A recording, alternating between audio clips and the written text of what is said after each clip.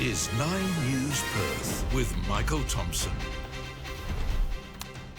Good evening. Every 9 days, a woman in Australia is killed in a family domestic violence incident. In Western Australia, reported cases of domestic violence have hit record highs. 109 complaints every day. But Tracy Voth, police say they are listening. Listening and acting, Michael. The turning point when a mother and her daughter were murdered by a man hunting his estranged family. The Floriat killings 1 year ago this week. It forced police to overhaul how they train recruits to better help those who suffer behind closed doors. Domestic violence scars entire families. You're about to hear a real 000 call made by a child in a Perth home, and we warn, it is confronting. Hello, police emergency? Yes, my dad is beating my mum up. The innocent voice of a 9-year-old child, terrified but brave. Can you speak quiet? My mom is hurt. Please help. My dad hit my mom in the stomach or in the head. Please hurry, I'm scared. If your daddy comes into your bedroom, then you just hang the phone up, okay? My dad is beating my mum up. I know, I can hear it, sweetheart. Are you still hiding in your bedroom? Yes, I'm just under the cover. You're under the covers. I vomited. You've been sick? Yeah, I vomited. What, having to listen to all that? I was stressed and crying. Oh, you were stressed and crying. The policemen are outside your house now, darling. Police made an arrest and family violence charges were laid. It's an all too common scenario faced by our frontline. It is probably one of the most challenging, complex areas of policing that has ever hit us in modern times. And it was the horrific deaths of an innocent mother and daughter that was a turning point for WA Police. Mark Bombara was searching for his estranged wife and daughter when he murdered their friends, Jennifer and Gretel Patelches, in their Floriat home.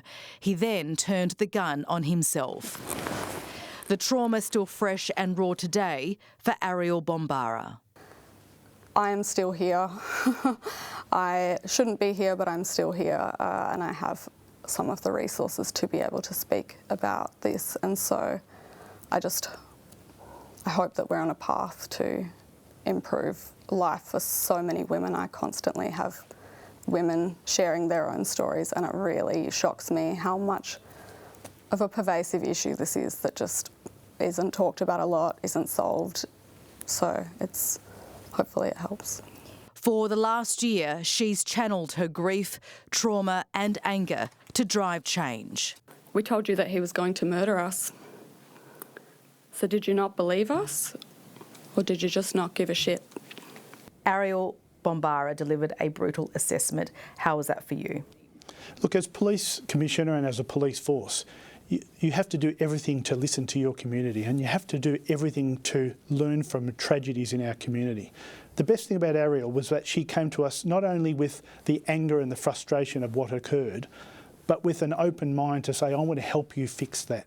Commissioner Cole Blanche admits critical red flags were missed in the lead up to the Floriat killings. Was there a cultural issue in terms of how officers dealt or perceived domestic violence call-outs? When I first joined police, the number of family violence reports taken would have been minimal.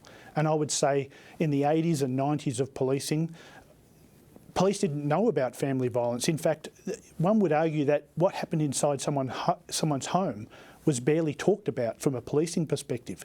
It has taken decades to get to where we are today. For Ariel Bombara, questions remain about the force's actions, despite repeated warnings regarding her father. I have come to learn that had I said he was going to harm himself, they would have come and taken the guns away. If it was a threat to his own life, that they would be willing to save his life. But when we said that he was going to kill us, that there was nothing. And then, of course, it resulted in absolute catastrophic consequences for Jenny and Gretel. So The mother and daughter part of a tragic roll call of women whose lives were cut short at the hands of men. 1 in 6 Australians will experience family and domestic violence. In WA, the number of cases has hit a record high. On average, there are 109 domestic violence assaults a day. Last year, WA police attended 60,000 incidents. I understand that it is a very difficult job to do. I certainly couldn't do it, but I think it's so important that the police realise that this is the job they've signed up to do. It is a large proportion of the call-outs that they get, and whether you're exhausted and it's 1 a.m. and you just can't be bothered handling another domestic, or it's the same woman that's come back 10 times and you've got that compassion fatigue because you don't understand why she keeps going back. It's important to understand that there are bigger factors at play, and if they're coming to you, it's because it is a last resort. Most women don't want to come and report to police. It is terrifying. An investigation into the Bombara case found 8 officers failed in their duties. They were disciplined but kept their jobs. Today, the Commissioner takes a tougher stance. We have implemented controls through body-worn camera, through oversight, 7 days a week, partner agency oversight. We make sure that the consistency of the approach is right. And when it's not right and a police officer has deliberately done the wrong thing, well, I sack them. That sounds like a warning for future recruits as well. Look, and I don't make any apologies for it. In fact, I brief the recruits, every recruit school before they graduate, and I give them the list of things where I'll support them and the list of things where I don't. That's in the bucket where I don't.